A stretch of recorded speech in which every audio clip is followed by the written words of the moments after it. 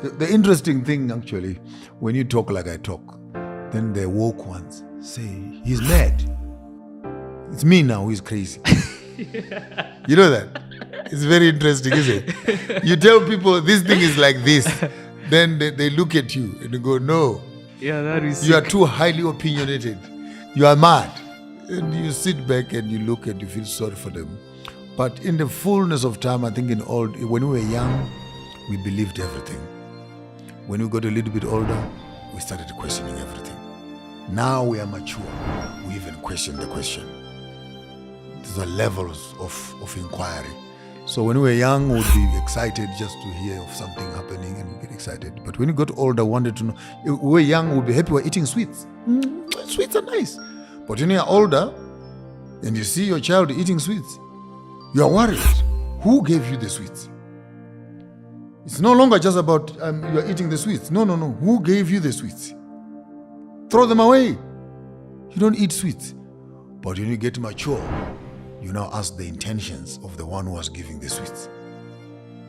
Why did you give my child the sweets? I hope you can unpack that when you are by yourself. Wow.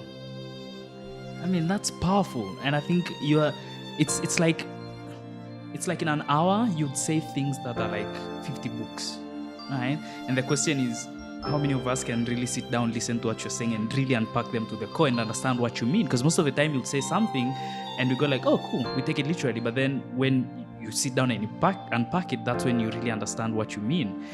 How can people start thinking and seeing the world the way you are?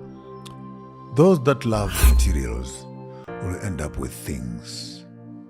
Those that love power will end up in offices. But those that love wisdom will end up finding the source of those that control, those that have power, and those that have materials.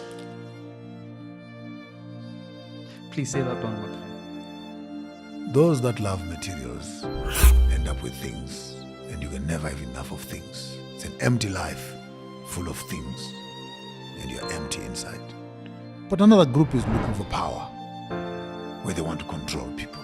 Influence. And many times they can't control themselves, but they want to influence everybody else.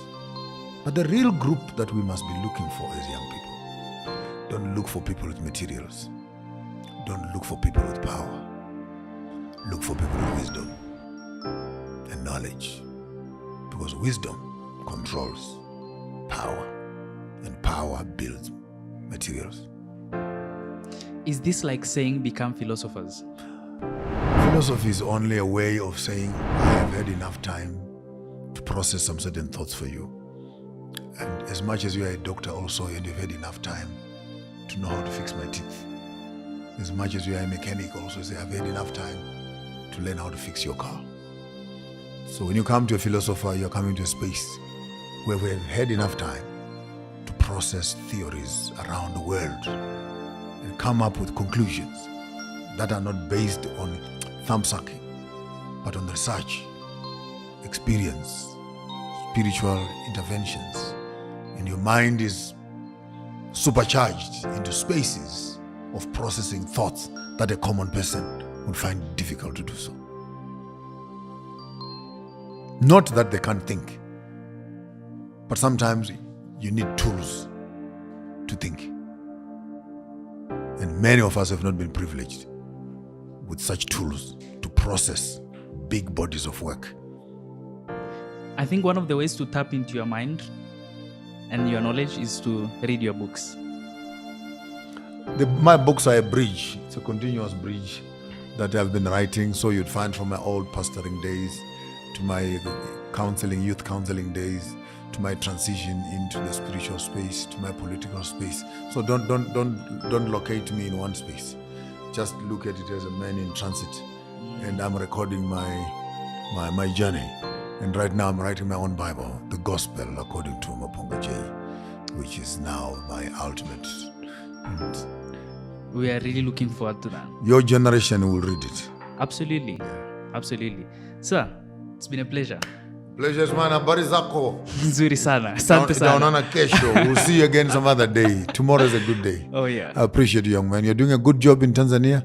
Send my greetings to all the brothers and the comrades in arms on the Pan-African space and the professor there.